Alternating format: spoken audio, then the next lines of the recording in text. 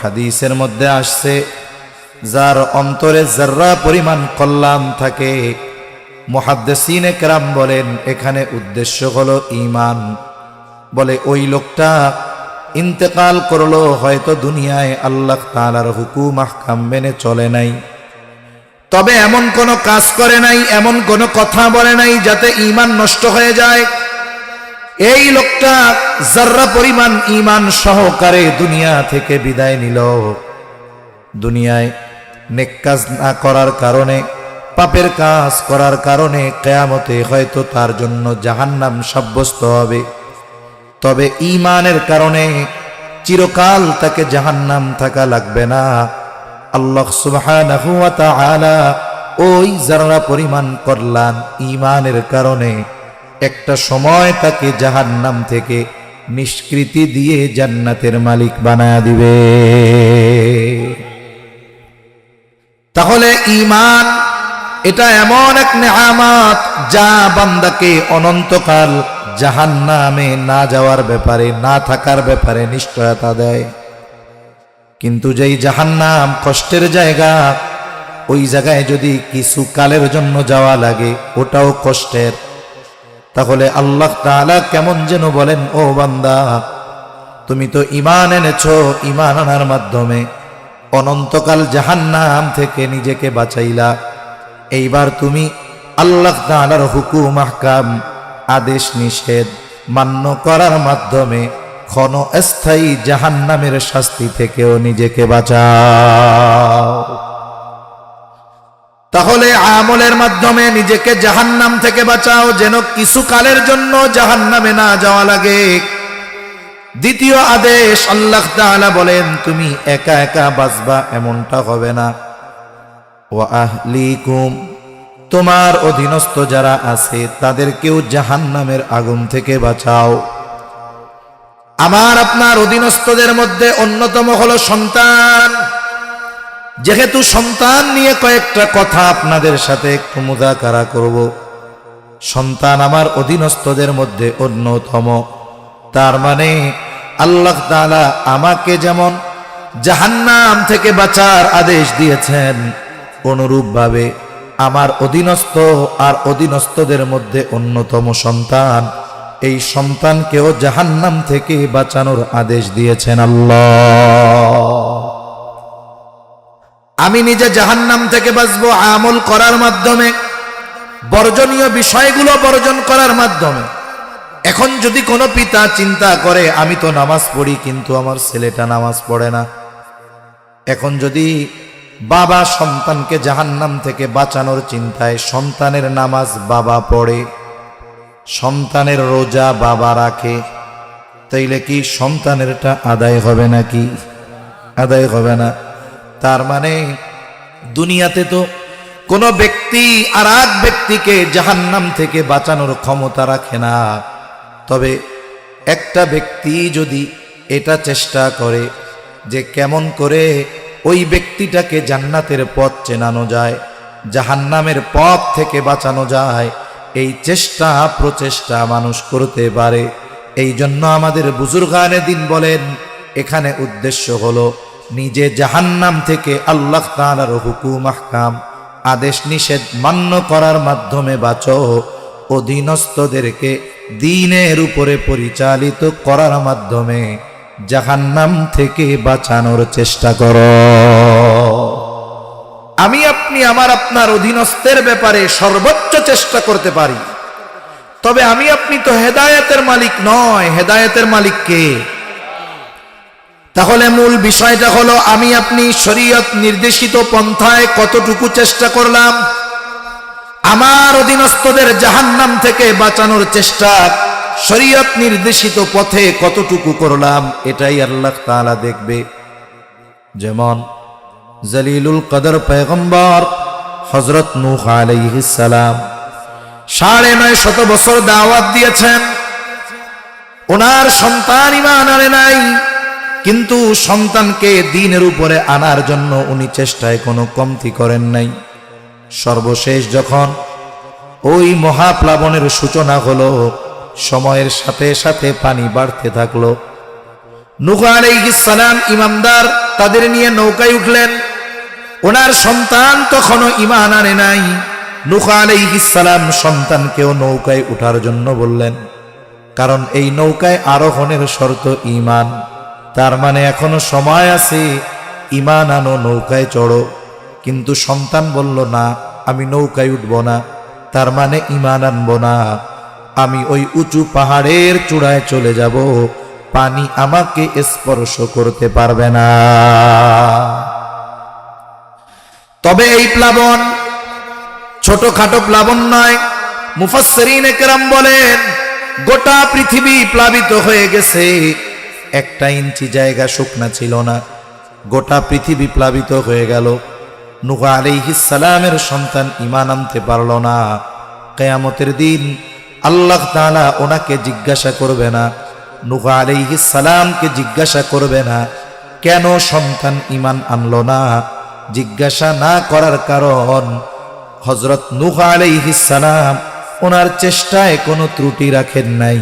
কিন্তু হেদায়েতের মালিক তো তিনি নয়, হেদায়েতের মালিক হলেন আল্লাহ।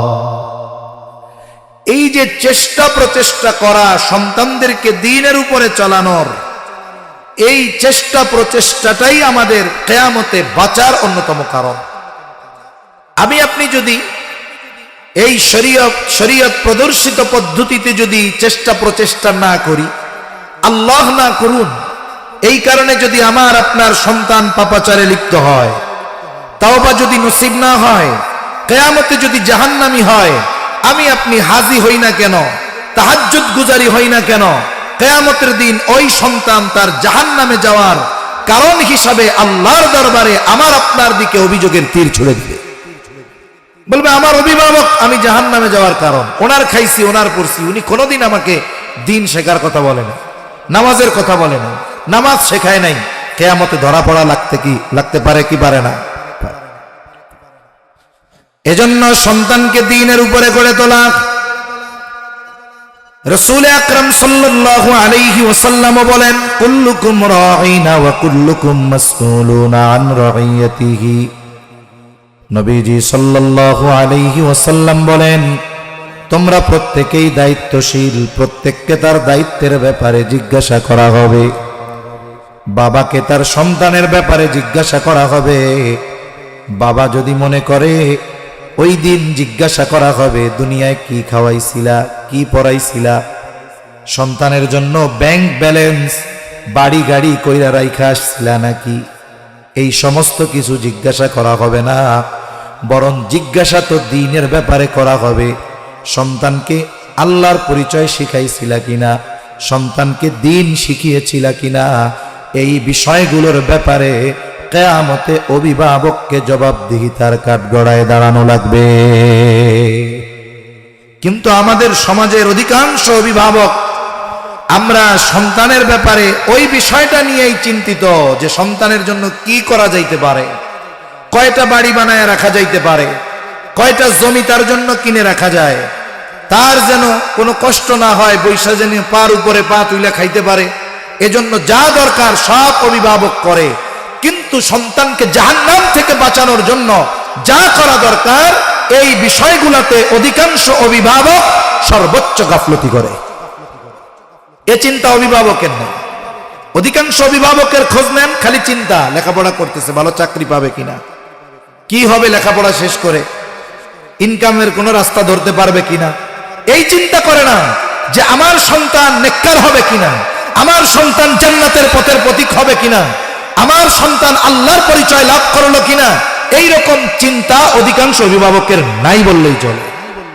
অথচ এটা ছিল মূল চিন্তা একজন অভিভাবকের। তাহলে এই যে সন্তানের তারবিয়াত, সন্তানকে দ্বীনের উপরে গড়ে তোলা, এই বিষয়টা শুরু করব কখন? যেহেতু কোরআন হাদিসের আলোকে জানা গেল বিষয়টা জরুরি। শুরু করব কখন? জেনারেল ধারণা, সাধারণ ধারণা, সন্তান বড় হওয়ার পর সন্তানের তারবিয়াত শুরু হয়। কিন্তু ইসলাম জানায় দেয় না, না, সন্তানের তারবিয়াত এটা চলমান এক প্রক্রিয়া। এটা সন্তান দুনিয়ায় আসার পরে নয়, বরং সন্তান দুনিয়ায় আসার অনেক আগে সন্তান তারবিয়াতের প্রস্তুতি নিতে হয়। যে কোনো জিনিস সুন্দরভাবে আয়োজন সমাপন যদি করতে হয়, ওই আয়োজনের প্রস্তুতি অনেক আগ থেকে নেওয়া লাগে, অনেক আগ থেকে নিতে হয়। যেমন নূরে মদিনা ইন্টারন্যাশনাল এই মাদ্রাসার আজকের যে মাহফিল, এখানে সময় দেওয়া 17ই জানুয়ারি রোজ সোমবার বাদ আসর হতে। মাহফিলের মূল আয়োজন শুরু আসরের পর থেকে, হয়তো চলবে সর্বোচ্চ 11টা পর্যন্ত, কারণ 11টা একটা জানাজাও আছে এই জায়গায়, তাই না? আমরা এই জায়গায় দিনই কথা বলতেছি, আমাদের আর এক ভাইয়ের জন্য অনন্তকালের যাত্রা শুরু হবে, ওইখানে রাখার প্রস্তুতি চলতেছে।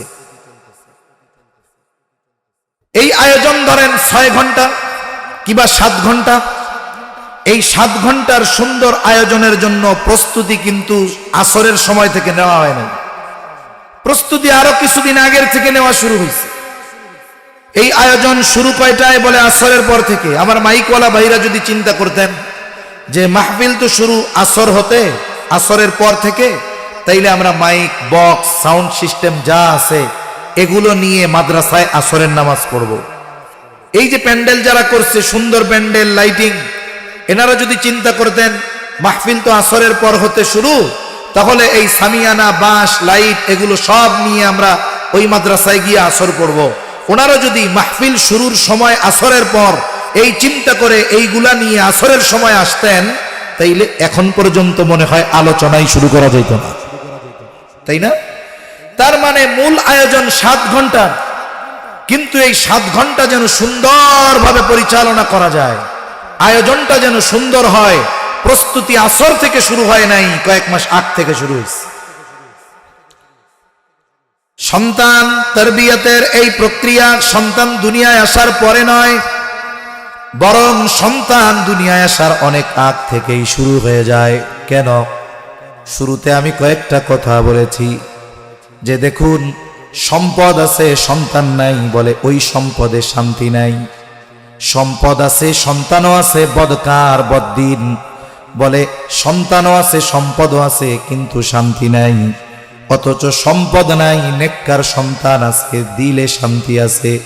তাহলে বোঝা গেল বিবাহের যতগুলো উদ্দেশ্য আছে এর মধ্যে অন্যতম উদ্দেশ্য হলো নেক সন্তান। শুধু সন্তান নয়, নেক সন্তান। কেন? যদি সন্তান বদকার হয় শান্তি নাই, অশান্তি। এজন্য নেক সন্তান দরকার। এখন এই নেক সন্তান গড়ে তোলার জন্য 1 নম্বরে নেককার মা দরকার। নেককার মা দরকার কেন? কোরআন সুন্নাহর কথাটা একটু পরে বলি, আধুনিক বিজ্ঞান কি বলে। কয়েকদিন আগে একটা রিসার্চের একটা অংশ পড়লাম, একজন বিজ্ঞানী বলতেছে সন্তানের চরিত্র গঠন 90% তার চরিত্র গঠন হয় তার মায়ের থেকে। একজন বাবা ভালো খাওয়াতে পারে, পড়াতে পারে, বাসস্থানের ব্যবস্থা করতে পারে, কিন্তু চরিত্র গঠনে সবচাইতে বড় ভূমিকা রাখে সন্তানের মা। এখন আমি আপনি যদি একজন নেককার সন্তান আশা করি যে আমার সন্তান নেককার সন্তান হবে, তাহলে সন্তানের জীবনে মায়ের প্রভাব 90%, এটা আধুনিক গবেষণা বলতেছে। একজন ব্যক্তি যদি আম খাইতে চায় তাকে তো আম গাছই লাগাইতে হবে নাকি? যদি কলা গাছ লাগায়, কলা গাছ লাগিয়ে বাংলাদেশের সব হুজুরদের আইনা দোয়া করায় যে খাস করে দোয়া করেন কলা গাছে যেন আম ধরে। আল্লাহ কি এই নিজাম দিছে নাকি? তাহলে কলা গাছ লাগাইয়া আমি যদি দোয়া করি তাহলে তো কলা গাছে আম ধরবে না। আমার যদি আম খাওয়ার নিয়ত থাকে আম গাছ লাগাইতে হবে, গাছ লাগাইলেই যে হবে গ্যারান্টি নাই, তবে গাছ এই গাছে তো আম ধরে। আল্লাহর কাছে এইবার খাস করে দোয়া করতে হবে, আল্লাহ আমার গাছটার উপরে জানি করে বদনজর না পড়ে, আপনি একটু আম দিয়েন, বরকত দিয়েন। এই দোয়া হলো লিগেল দোয়া। এখন আমি যদি কলা গাছ লাগাইয়া দোয়া করি আল্লাহ আম দেন, আল্লাহ তো নিজাম ওইটা করেন নাই। আল্লাহর ক্ষমতা আছে, ওটা দেওয়ারও ক্ষমতা আছে, তবে আল্লাহ তাআলার একটা নিজাম আছে, চাওয়ার ক্ষেত্রে কিছু বিষয় আছে। এখন সমস্যা হলো আমরা সন্তানের মা নির্বাচন করি বদ্দিন, কিন্তু আল্লাহর কাছে দোয়া করি আল্লাহ আমার একটা বাইজিদ বোস্তামির মতো ছেলে দিয়েন। আমাদের অবস্থা ওই রকম, কলা গাছ লাগাইয়া আম খাইতে চাচ্ছি আমরা। একজন নেককার মা সন্তানের জীবনে অন্যতম ভূমিকা রাখে। আধুনিক বিজ্ঞান বলে 90% চরিত্র গঠন হয় তার মায়ের থেকে। এই জন্য ইসলাম স্ত্রী নির্বাচনের ক্ষেত্রে আমাদেরকে জানায় দেয়, নবীজি বলেন 4টি জিনিস দেখে মেয়েদের বিবাহ করা হয়। 1 নাম্বার দেখা হয় সৌন্দর্য, 2 নাম্বার দেখা হয় বংশ, 3 নাম্বার দেখা হয় সম্পদ, 4 নাম্বার দেখা হয় দিনদারিত্ব। তবে নবীজি সাল্লাল্লাহু আলাইহি ওয়াসাল্লাম দিনদারিত্বের ব্যাপারে বলেন ফাগফার বিযাতিদ্দীন, তোমরা দিনকে প্রাধান্য দাও। তার মানে চেহারা সুন্দর, বংশ অনেক ভালো, সম্পদ অনেক, কিন্তু দিনদারিত্বে কমতি, তাহলে সাবধান। আর যদি এর ব্যতিক্রম হয়, চেহারাটা একটু শ্যামলা, বংশ অনেক উঁচু নয়, সম্পদও অনেক নাই, তবে দিনদারিত্বের ক্ষেত্রে কোনো কমতি নাই, তাহলে সবর করো, বিবাহ করো, সবর করো। আশা করা যায় ওই মেয়ের গর্ভে আল্লাহ এমন সন্তান দিবে যেই সন্তান চক্ষু শীতলকরণের কারণ হয়ে যাবে। তাহলে সন্তানের চরিত্র গঠন হয় মায়ের থেকে। মা যদি পরিপূর্ণ দিনদার হয় তাহলে উত্তম চরিত্রওয়ালিও হবে। কারণ কোন ব্যক্তির চরিত্র উত্তম আর সে দিনদার নয়, এটা হতেই পারে না। পরিপূর্ণ উত্তম চরিত্রওয়ালা হওয়ার জন্য দিনদার হওয়া জরুরি। এজন্য নবীজি সাল্লাল্লাহু আলাইহি ওয়াসাল্লাম দিনদারিত্বকে শর্ত দিয়েছেন। কেননা কোন নারী যদি পরিপূর্ণ দিনদার হয়, কোন পুরুষ যদি পরিপূর্ণ দিনদার হয়, এই দিনদারিত্ব যদি অর্জন করতে পারে, অবশ্যই অবশ্যই তার মধ্যে সচ্চরিত্র থাকবে। এবার একজন নেককার মা দরকার, এটা সন্তানের অন্যতম হক। প্রসিদ্ধ একটি ঘটনা আছে, হযরত ওমর রাদিয়াল্লাহু তাআলা আনহুর কাছে এক লোক গেছেন, গিয়ে সন্তানের ব্যাপারে অভিযোগ করেছেন, খলিফাতুল মুসলিমিন, আমার সন্তান আমার হক আদায় করে না, আপনি একটু তাকে বলেন। হযরত ওমর রাদিয়াল্লাহু তাআলা আনহু যুবকটাকে বলেন, হে যুবক, তুমি কেন তোমার বাবার হক আদায় করো না? এইবার এই যুবকটা পাল্টা প্রশ্ন করে বলে, খলিফাতুল মুসলিমিন, আপনার প্রশ্নের জবাবের আগে আমার একটা জিনিস জানার আছে। হক কি শুধু পিতা সন্তানের কাছে পায়? সন্তান কি তার পিতার কাছে কোনো হক পায় না? হযরত ওমর রাদিয়াল্লাহু তাআলা মৌলিক কয়েকটি হকের কথা বলেছেন। এর মধ্যে সর্বপ্রথম তিনি যেই বিষয়টার কথা বলেছেন, প্রত্যেকটা সন্তানের তার পিতার কাছে অন্যতম হক হলো একজন নেককার মা। সন্তানের কাছে বাবা হক দাবি করবে কখন? বলে সন্তান যদি নাবালক থাকে, 4 বছর, 5 বছর, 6 বছর বয়স, এখন কোনো বাবা যদি ওই সন্তানকে বলে, এই আমি তোমার আব্বু, আমি তোমার কাছে হক পাই, আজকে থেকে আমি বসে থাকবো, আমি কোনো উপার্জন করতে পারবো না, তুমি আজকে থেকে যেমনে পারো আমাকে উপার্জন করে খাওয়াইবা, আমি তোমার বাপ, তোমার কাছে হক পাই। এখন কোন বাবা যদি হকের দাবি করতে গিয়ে 6 বছরের ছোট বাচ্চাকে বলে যে আমার ইনকাম করে খাওয়াও, এইটা তো হক আদায় হবে না, এটা তো জুলুম করা হবে। তার মানে পিতা সন্তানের কাছে হক দাবি করবে সন্তান যখন সাবালক হবে, বালক হবে, বালেগ হবে তখন। অথচ ওই সন্তান দুনিয়ায় আসার আগে তার বাবার কাছে হক পাওনা হয়ে আছে একজন নেককার মায়ের।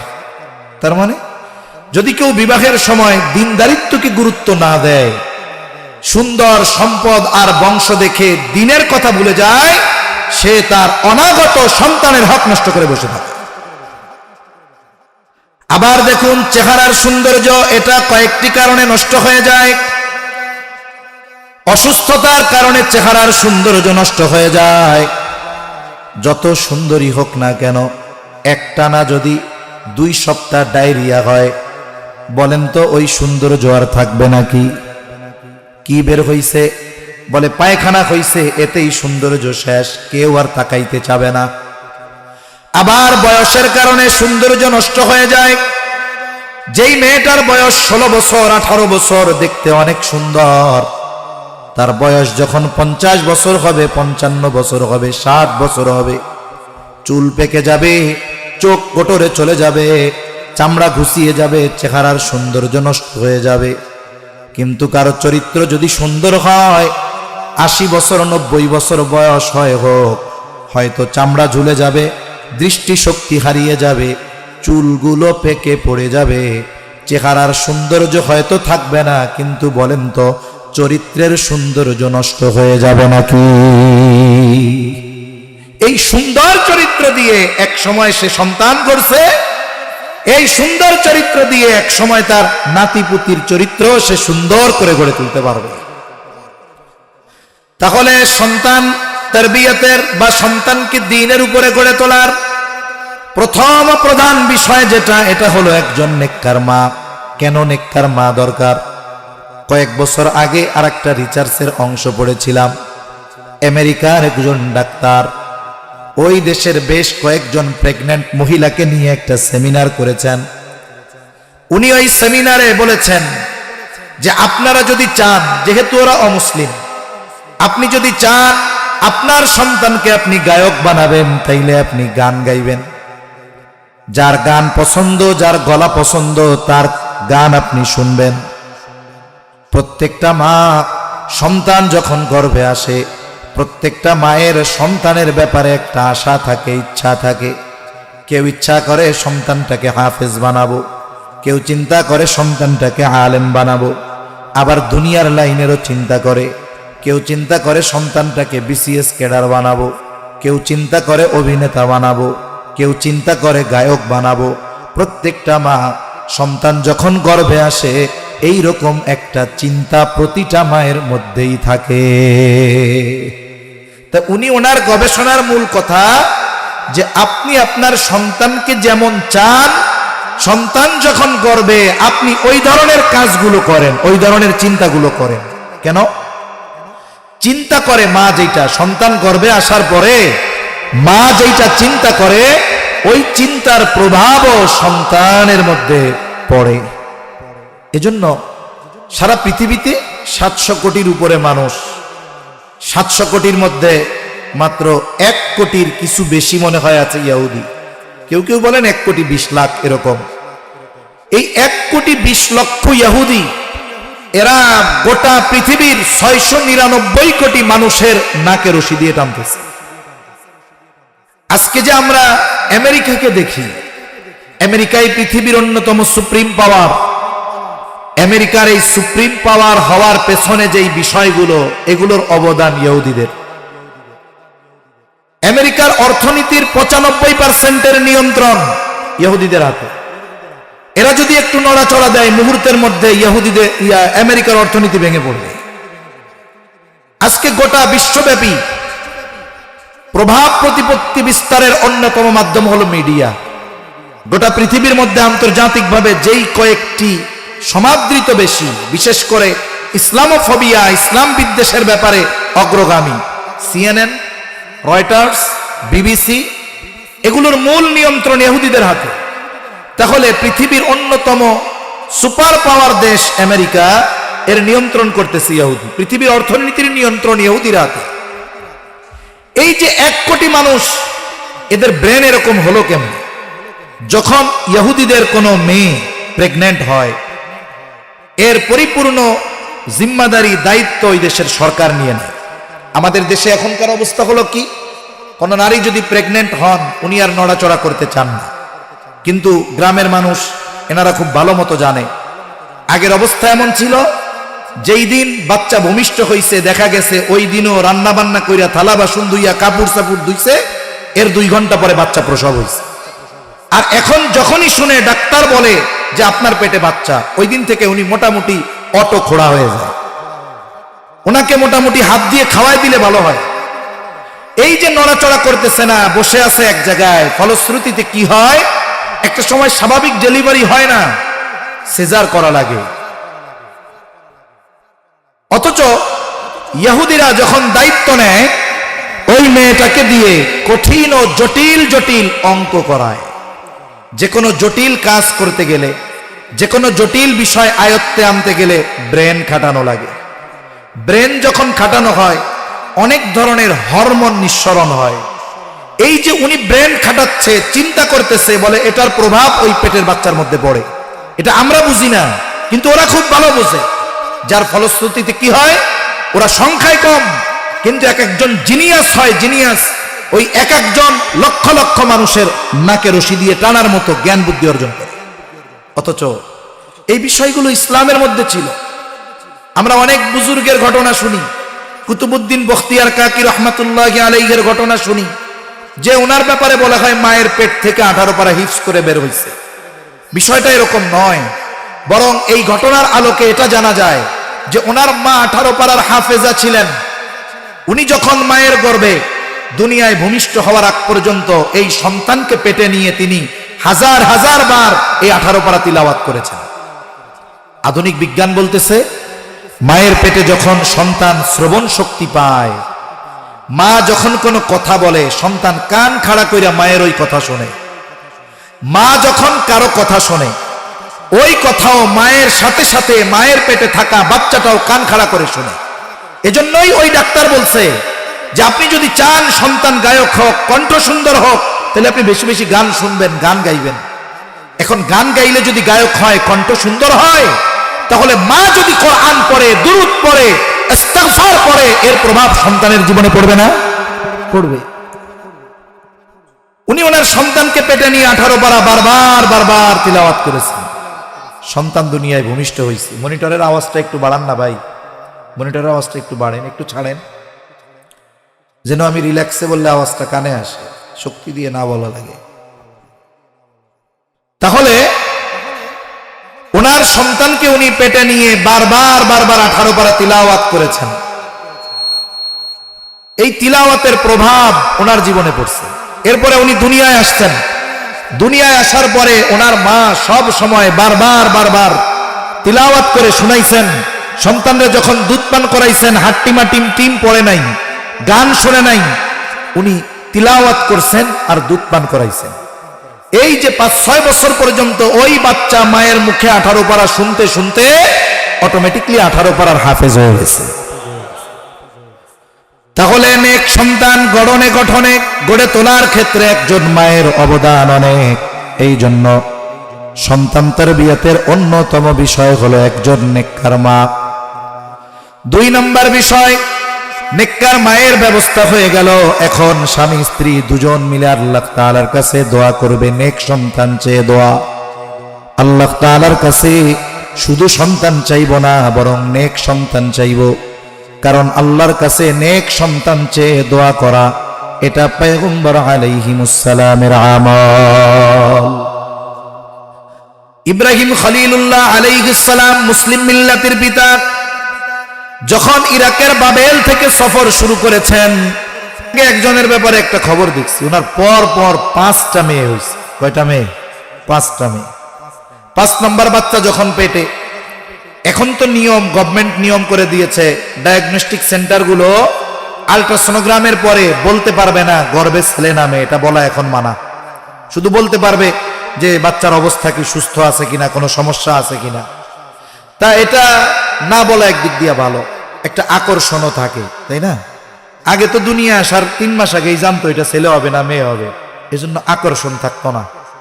না জানলে একটা আকর্ষণ থাকে। দ্বিতীয় বিষয়, সবচাইতে জঘন্য বিষয় যেটা ছিল, যে অনেকে আছে কন্যা সন্তান পছন্দ হইতো না, যখন জানতে পারতো যে গর্ভের সন্তানটা কন্যা সন্তান, আল্লাহ তাআলা সব দিয়ে দিয়েছে আকার আকৃতি, ওই জালেমগুলো ওই সময়টাতেও ওই বাচ্চাটাকে মায়ের পেটের মধ্যে হত্যা করে ফেলত।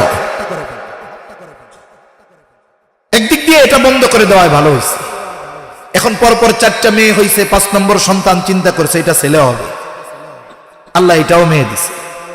বেচারা রাগ হয় নাই, বেচারা সুন্দর মতো একটা দামি গাড়ি, বিবাহের দিন যেমন গাড়ি সাজায় বরের গাড়ি, ওই রকম সুন্দর মতো গাড়িকে ফুল দিয়ে সাজায়া হসপিটাল থেকে মা আর মেয়েরে নিয়ে আসছে। তাহলে মেয়ে হলে রাগ হওয়া যাবে না। চাইলাম ছেলে, আল্লাহ দিল মেয়ে, রাগ হওয়ার কোনো সুযোগ নাই। বরং ছেলে হোক মেয়ে হোক, চাইবো যে আল্লাহ সন্তানটা যেন নেককার হয়। ছেলে হইল যদি বদকার হয়, ওই ছেলে তো অন্তরে শান্তি দিতে পারবে না। কিন্তু আল্লাহ মেয়ে দিলেন, তবে মেয়েটা নেককার, তাহলে ওই মেয়ে পিতার অন্তরের শান্তির কারণ হবে। আর সন্তানের জন্য মা বাবার দোয়া, এর প্রভাব সন্তানের জীবনে পড়বেই আজ অথবা কাল, আগে কিবা পরে। এজন্য অভিভাবকের জন্য সব সময় সন্তানের জন্য নেক দোয়া করা। কিন্তু আমাদের দেশে অনেক মা বোনেরা বিশেষ করে এই কাজটা করে। সন্তান যদি একটু বেশি চঞ্চলতা করে, একটু দুষ্টমি করে, অনেক সময় রাগ হয়ে বদদোয়া করে বসে। কোরআন হাদিসে সন্তানের জন্য যত দোয়া আল্লাহ এবং তার রাসূল শিখিয়েছেন, দুই একটা বদদোয়া কি আছে নাকি?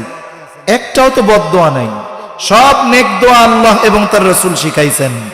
অনেক সময় এমন হয়, অনেক মা ছোট বাচ্চা হয়তো মাদ্রাসায় ঠিক মতো যায় না, গেলেও ঠিক মতো পড়ে না, একটু চঞ্চলতা করে, একটু দুষ্টমি করে, ওস্তাদরা একটু বিচার দিছে বারবার, মা অতিষ্ঠ হয়ে বদদোয়া করে, আল্লাহ যেন তোর মুখ আর আমাকে না দেখায়। এরকম বদদোয়া করে কি করে না? আল্লাহ না করুক, ছেলেটা রোডে গেল, রোড অ্যাক্সিডেন্টে ট্রাকের নিচে মাথা পড়ে পিষে গেল, চেহারা দেখার আর উপায় নাই, তার মানে কি দোয়া কবুল হয়ে গেছে? এখন একটু চিন্তা করেন তো, এই ছেলেটা মারা যাবার পর যারা শুনবে জানবে এরা একটু আফসোস করবে, কিন্তু সারা জীবন কান্না করবে ওই মা যেই মা বদদোয়াটা করছিল। তখন হয়তো আফসোসের সাথে বলবে, আল্লাহ বুঝি নাই, রাগ হইয়া সন্তানের জন্য বদদোয়া করছিলাম, তুমি কবুল কইরা নিলা। আফসোস করবে আর হয়তো বলবে, আহারে আমি যদি ওই সময় রাগ হইছিলাম, কিন্তু বদদোয়া না কইরা যদি নেক দোয়া করতাম, তাইলে আমার সন্তানের জন্য দোয়াটা কবুল হয়ে যাইত। এজন্য সাবধান, যদি আমাদের কখনো অন্তরে সন্তানের প্রতি রাগ আসে, রাগেও বদদোয়া করব না, বরং নেক দোয়া করব, আল্লাহ আমার সন্তানটাকে আহমদ শফি রহমাতুল্লাহ আলাইহির মতো বানায় দেন, ফকিহুল মিল্লাত আব্দুর রহমান সাহেব রহমাতুল্লাহ আলাইহির মতো বানায় দেন, জুনাইদ বাবুনগরীর মতো বানায় দেন। এইরকম নেক দোয়ার রাগ হলেও সন্তানের জন্য করব, কেননা সন্তানের জন্য মা বাবার দোয়া আগে কিবা পরে, আজ অথবা কাল এই দোয়ার প্রভাব সন্তানের জীবনে পরিলক্ষিত হবে। তাহলে 2 নাম্বার, সন্তানকে দ্বীনের উপরে গড়ে তোলার অন্যতম মাধ্যম হলো একনিষ্ঠতার সাথে আল্লাহ তাআলার কাছে সন্তানের জন্য বেশি বেশি দোয়া করা, নেক দোয়া করা, নেক সন্তান চাওয়া। এটা ইব্রাহিম আলাইহিস সালামের আমল। এজন্য আমরা আমাদের সন্তানদের জন্য সব সময় নেক দোয়া করব। এইবার সন্তান দুনিয়ায় আসলো, সন্তান দুনিয়ায় ভূমিষ্ঠ হবার পর সন্তানের কিছু হুকুক আছে, এই হকগুলো আদায় করতে হবে। সন্তান দুনিয়ায় ভূমিষ্ঠ হবার পরে ডান কানে আজান, বাম কানে ইকামত দিয়ে দিতে হবে। ছেলে হোক মেয়ে হোক, ডান কানে আজান, বাম কানে ইকামত। ওইখানে কোনো পুরুষ নাই, নারীরা এই কাজটা করবে। আজান ইকামতের শব্দগুলো বাচ্চার কানে পৌঁছায়া দিবে। কিন্তু আমাদের এই সভ্য সমাজেও অনেক মানুষ এখনো এইটা জানে না। কি করে? ছেলে হইছে ঢাকা মেডিকেলে, কথার কথা, ছেলের বাপ আছে সৌদি আরব। বাচ্চা যখন জন্ম নিছে বাংলাদেশের সময় রাত 3টা। এখন বাচ্চার ছেলেরে ফোন দিছে এখান থেকে, তোমার তো একটা ছেলে হইছে। উনি তো খুশি। সৌদি আরব থেকে ফোন দিছে মসজিদের মুয়াজ্জিনের কাছে রাত 3টার সময়। কয়টায়? 3টায়। বিশেষ করে গভীর রাত্রে যখন ইমাম মুয়াজ্জিনকে ফোন দেওয়া হয়, তখন 2টা কারণে মানুষ ফোন দেয়। একটা কারণ হলো যে কোনো জায়গায় হুজুর বিয়া পড়াইতে যাইতে হবে। 2 নম্বর কারণ হলো যে কেউ মারা গেছে। তা মুয়াজ্জিন সাহেব ফোন ধরেই বলল যে কি হয়েছে ভাই, কে মারা গেছে? কে মারা গেছে? আরে ভাই কেউ মরে নাই, আমার একটা পোলা হয়েছে, আজান দিয়া দেন। বলেন তো এখন যদি এই মুয়াজ্জিন সাহেব ওনার কথায় মসজিদের মাইকে আজান দেয়, ওনার আর ফজরের আজান দেওয়া ভাগ্যে জুটবে না। কথা বুঝেন নাই? উনি যদি রাত 3টার সময় আজান দেয়, সন্তান হওয়ার আজান, কপালে আর ফজরের নামাজ আজান দেওয়া জুটবে না। এই মানুষগুলো বোঝে না, বাচ্চা হইল কোথায়, খবর দিল কোথায়, আজান দেয় কোথায়। তাহলে বাচ্চার কানে এই আওয়াজগুলো পৌঁছিয়ে দিতে হবে। এরপরে সন্তানের 7ম দিন আকিকা করে সুন্দর একটা নাম রাখতে হবে। সুন্দর একটা নাম, আল্লাহ তাআলার কাছে সবচাইতে প্রিয় নাম আবদুল্লাহ আর আবদুর রহমান। এলাকায় আব্দুল্লাহ বেশি, আব্দুর রহমান বেশি। আল্লাহর গুণবাচক নামগুলার সাথে আব্দুন যোগ করে রাইখা দেন, আবদুল খালেক, আবদুল মালিক, আবদুস সামাদ, আব্দুল মজিদ। কত সুন্দর সুন্দর নাম না? আবার এই রকম নাম যাদের, ডাকার ক্ষেত্রে একটু সতর্কতা অবলম্বন করা দরকার। যার নাম আব্দুল মালিক, যার নাম আব্দুল খালেক, যার নাম আব্দুল মাজেদ, আব্দুস সামাদ, আব্দুল হালিম, পুরা নামটাই ডাকা আব্দুল হালিম। কিন্তু আমাদের মানুষেরা কিছুদিন পরে আব্দুন বাদ দিয়ে দেয়, এবার ডাকে মাজিদ, হালিম। আবার কিছু কিছু অঞ্চলে আছে একটা সময় এই শব্দটাকেও পরিবর্তন করে ফেলে, কয় হালিম মে মাজেদ দে খালেক কে, আছে না নাই? এজন্য নাম রাখবো সুন্দর, আর সুন্দর নামটা যে রাখছে মা বাবা আমরাও সুন্দরভাবে ডাকবো। কিন্তু আমাদের দেশে ভালো নামটা চুরির ভয়ে লুকায় রাখে, ভালো নামটা চুরির ভয়ে লুকায় রাখে। কি রাখছে? আব্দুর রহমান টনি। টনি ডাক নাম কারো আছে নাকি আল্লাহ জানে, আমি মাপ চাই তাইলে। এই টনি এমন একটা নাম, এটা মুসলমান, হিন্দু, বৌদ্ধ, খ্রিস্টান, নাস্তিক সবার আছে। এমনকি শহরে অনেকে কুকুরের নাম রাখে টনি। এটা কেমন নাম হইল? আমার নাম বলার সাথে সাথে আমার ধর্মীয় পরিচয় এই নামের মধ্যে পাওয়া যায়, এমন একটা নাম রাখতে হবে। লক্ষ লক্ষ সাহাবা ইকরামের নাম আছে, নবী রাসূলগণের নাম আছে। এত সুন্দর সুন্দর নাম থাকতে আমরা ডাকনামগুলো এমন রাখি যে এই ডাকনাম বোঝা যায় না এটা মুসলমান নাকি অমুসলমান। সুন্দর নাম রাখবো, এরপরে সপ্তম দিন আকিকা করব। যদি সপ্তম দিন না পারি পরের সপ্তাহে, তারপরে যদি না পারি 21তম দিন। ছেলে হইলে একটা ছাগল, দুইটা ছাগল দিয়ে, মেয়ে হইলে দুটো দিয়ে। কিন্তু সমাজের অধিকাংশ বড় একটা অংশ ইচ্ছাকৃতভাবে বিলম্ব করে, সামর্থ্য থাকার পরেও না দিয়ে বলে কোরবানির সাথে দিয়া দিব। এই ইচ্ছাকৃত বিলম্বটা আমরা করব না, সুন্নাহর উপরে আমল করব। যার সামর্থ্য নাই, দিতে পারে নাই, পরবর্তীতে সুযোগ হয়েছে, সে কোরবানির সাথে দিল, এটা জায়েজ আছে। কিন্তু সামর্থ্য থাকার পরেও, সুন্নাহর উপরে আমল করার সুযোগ থাকার পরেও ইচ্ছা করে আমরা এই বিষয়ে বিলম্ব করব না। আমি আমার মূল কথার দিকে যাই। এইবার সন্তানটা একটু বড় হলো, এই যে সুন্দর আয়োজন, 7 ঘন্টার আয়োজন সুন্দরভাবে করার জন্য আগ থেকেই প্রস্তুতি। এখন আমার প্রস্তুতিগুলো সম্পন্ন। নেককার মা হলো, নেক সন্তানের জন্য দোয়া করলাম, সন্তানও আল্লাহ দিল। সন্তানটা এবার একটু বড় হয়েছে, ওই যে এখন জাহান্নাম থেকে বাঁচাইতে হবে, আল্লাহ তাআলার নির্দেশ। এখন জাহান্নাম থেকে বাঁচানোর জন্য সন্তানকে কিছু গুরুত্বপূর্ণ বিষয়ের তারবিয়াত দিতে হবে, কিছু গুরুত্বপূর্ণ বিষয় শেখাতে হবে। এর মধ্যে 1 নাম্বার হলো ঈমান শেখাতে হবে। ঈমান আকীদার ব্যাপারে গুরুত্ব দিতে হবে। অনেক মা বাবা মনে করে যে আমার ছেলে তো, মেয়ে তো কালিমায়ে তাইয়্যিবা পারে, কালিমায়ে শাহাদাত পারে, ঈমানে মুজমাল পারে, ঈমানে মুফাসসাল পারে, সে তো ঈমানদার। বিশ্বাস করলো, মানলাম। কিন্তু কিছু কথা আছে, কিছু কাজ আছে, কিছু বিশ্বাস আছে যেগুলো ঈমানকে ধ্বংস করে দেয়। এখন আমার সন্তানকে শেখাতে হবে কোন কথাগুলোর কারণে ঈমান ধ্বংস হয়ে যায়, কোন কাজগুলোর কারণে ঈমান ধ্বংস হয়ে যায়, কোন আকীদা, কোন বিশ্বাসের কারণে ঈমান ধ্বংস হয়ে যায়। এগুলো সন্তানকে শেখানোর দরকার আছে না নাই? এগুলো যদি না শেখাই, ঈমান যদি চলে যায়, জান্নাতে যাবে না জাহান্নামে। অথচ জাহান্নাম থেকে বাঁচানোর আদেশ আল্লাহ আমাদের দিয়েছেন। ধরেন গোটা প্যাকেজটা ঈমান, ঈমান শেখাতে হবে। 2 নাম্বার আখলাক শেখাতে হবে, উত্তম চরিত্রের আলোকে গড়ে তুলতে হবে। 3 নাম্বার ইলম শেখাতে হবে। 4 নাম্বার আমল শেখাতে হবে। আমি আপনি, আমার আপনার অধীনস্থদের যদি জাহান্নাম থেকে বাঁচাতে চাই, এই 4 বিষয়ের শিক্ষা দেওয়া ছাড়া উপায় নাই। তাহলে সন্তানকে যেমন জাহান্নাম থেকে বাঁচানো ফরজ, তাহলে এই বিষয়গুলো শেখানোই ফরজ। অভিভাবকের উপরে দায়িত্ব এগুলো শেখানো। কিন্তু বাবা সকাল 6টায় উঠে অফিসে যায়, রাত 10টার সময় বাসায় ফিরে, যাবার সময় দেখে বাচ্চা ঘুম, এসেও দেখে বাচ্চা ঘুম। সপ্তাহে 1 দিন সন্তানের সাথে চোখাচোখি হয়। তার মানে বাবা ব্যস্ততার কারণে সন্তানকে এই বিষয়গুলো শেখাতে পারতেছে না, অথচ তার জন্য শেখানো জরুরি ছিল। এখন ঘরে মা আছে, মা শেখাবে।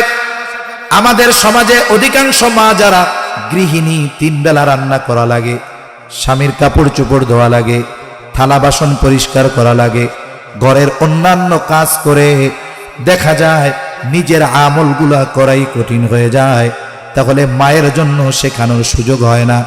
আবার অ্যাবিলিটি মানুষের এমন নাই যে 10-15 হাজার 20 হাজার টাকা দিয়ে একজন ওস্তাদ রেখে এগুলো শেখাবে, তাহলে সুযোগও নাই, সামর্থ্য নাই, কিন্তু না শেখাইয়া তো উপায়ও নাই, ঠিক না? এখন এইগুলো শেখানোর জন্য কোথায় দিবেন? আপনাদের এলাকায় প্রাইমারি স্কুলে ভর্তি করে দেন। এগুলো শেখায় প্রাইমারিতে শেখায় না, বরং প্রাইমারিতে আমাদের সন্তানদেরকে মুসলিম যেন পরিপূর্ণ মুসলমান যেন না হতে পারে, ইমান যেন ঠিক না থাকে, ইসলাম শেখানো তো বহুদূর, বরং 65,000 গানের শিক্ষক নিয়োগ দেওয়ার অপচেষ্টা চলেছিল। ওলামায়ে কেরাম আমাদের সতর্ক করেছেন, সাধারণ মানুষও সজাগ সচেষ্ট হয়েছে, যার ফলশ্রুতিতে এই প্রজ্ঞাপন বাতিল করতে গভর্নমেন্ট বাধ্য হয়েছে। সাথে সাথে আমাদের এই দাবি তোলাও দরকার ছিল যে এই দেশে প্রাইমারি স্কুলগুলোতে যারা পড়ে 90% উপরে মুসলমানের সন্তানেরা পড়ে, যেই প্রতিষ্ঠানগুলো চলে মুসলমানদের টাকায়, ট্যাক্সের টাকায়, একটা সুই যদি 2 টাকা দিয়ে কেনা হয়, ওই জায়গা থেকেও একটা অংশ গভর্নমেন্ট নেয়। আপনি 100 টাকা মোবাইলে ভরেন, প্রায় 30 টাকার কাছাকাছি কেটে নেয়। তাহলে আমাদের এই টাকাগুলো দিয়ে প্রাইমারি স্কুলের শিক্ষকদের বেতন দেওয়া হয়। তাহলে আমাদের দাবি তোলা দরকার ছিল যে ক্লাস 5 পর্যন্ত আমার সন্তানেরা যখন প্রাইমারি স্কুলে পড়বে, সে যখন 5 শেষ করবে, তার ঈমান শেখা হবে, তার আখলাক উন্নত হবে, তার ইলম এবং আমল শেখা হবে। এই দাবিও আমাদের তোলা দরকার ছিল, ঠিক কিনা বলেন? কিন্তু আফসোস আমাদের স্কুলগুলোতে নাই। উপরন্তু দিনহীন করার ষড়যন্ত্র চলতেছে, এমন এক কারিকুলাম সময়ের সাথে সাথে পরিবর্তন করে মুসলমানদের সন্তানদের বেদিন বানানোর ষড়যন্ত্র চলতেছে, ঠিক কিনা বলেন? এখন আমরা যারা মুসলমান, আলেম হোক কিংবা আওয়াম সাধারণ মানুষ, যদি ইমানদার হয়, সন্তানদের এই 4 বিষয় শেখানো দরকার আছে না নাই? নাইলে আখেরাতে ধরা খাওয়া লাগবে কি লাগবে না? শেখাবেন কোথায়? বলে এই 4 বিষয় শেখানোর জন্যই এই দ্বীনি মাদ্রাসাগুলো। এই নূরে মদিনা ইন্টারন্যাশনাল মাদ্রাসা, ওই জায়গায় যান, নুরানি বিভাগে যান, আপনার সন্তান স্কুলে দিলে বাংলা, অঙ্ক, ইংরেজি যা শিখবে, চ্যালেঞ্জ দিব, এই মাদ্রাসাগুলোয় তার চাইতে আরো ভালো শিখবে। আপনি যদি সন্তানকে এখানে প্রাথমিক শিক্ষা, দ্বীনি শিক্ষায় শিক্ষিত করতে পারেন, তাহলে তার ঈমান বাঁচবে, আখলাক নববী আখলাকে পরিণত হবে, উত্তম আখলাকের অধিকারী হবে, ইলম শিখবে, কমপক্ষে যতটুকু শেখা ফরজ। সাথে সাথে সে সহি শুদ্ধভাবে সুন্নাত তরিকায় আমল মাদ্রাসা থেকে শিখবে। এরপরে আপনার ইচ্ছা ডাক্তার বানাবেন, ইঞ্জিনিয়ার বানাবেন, এরপরে আপনি তাকে স্কুলে দেন। আপনি এই যে ঈমান, আখলাক, ইলম আর আমলের ভ্যাকসিন দিয়া যখন ছেড়ে দিবেন, পৃথিবীর যেখানেই যাক জ্ঞান অর্জনের জন্য আশা করা যায় ইনশাআল্লাহ ভিত্তিমূলক শিক্ষা, দ্বীনি শিক্ষা হওয়ার কারণে ও নাস্তিক হবে না, ও মুরতাদ হবে না, ও জেনা, ব্যভিচার, পাপাচারে লিপ্ত হবে না। আশা করা যায় ওর মধ্যে দ্বীন ঠিক থাকবে। যদিও শয়তানের ধোকায় পড়ে লাইনচ্যুত হয়ে যায়, ওই ঈমানের আলো, ইলমের আলো একটা সময় তাকে সঠিক পথে নিয়ে আসবে ইনশাআল্লাহ, ঠিক কিনা বলেন? এজন্য সম্মানিত উপস্থিতি, আমাদের উপরে যেই বিষয়টা ফরজ ছিল, আমাদের উপরে যেই বিষয়টা জরুরি ছিল, যেটা না করলে আখিরাতে ধরা পড়া লাগবে, বলে ওই জিম্মাদারি পালনে আমাদেরকে সবচাইতে বড় সহযোগিতা করে এই দ্বীনি প্রতিষ্ঠানগুলো। এজন্য আপনাদের কাছে অনুরোধ, সন্তানদের যাই বানানোর নিয়ত করেন না কেন, প্রথম মুসলমান বানানোর জন্য এই মাদ্রাসাগুলোয় দিয়েন।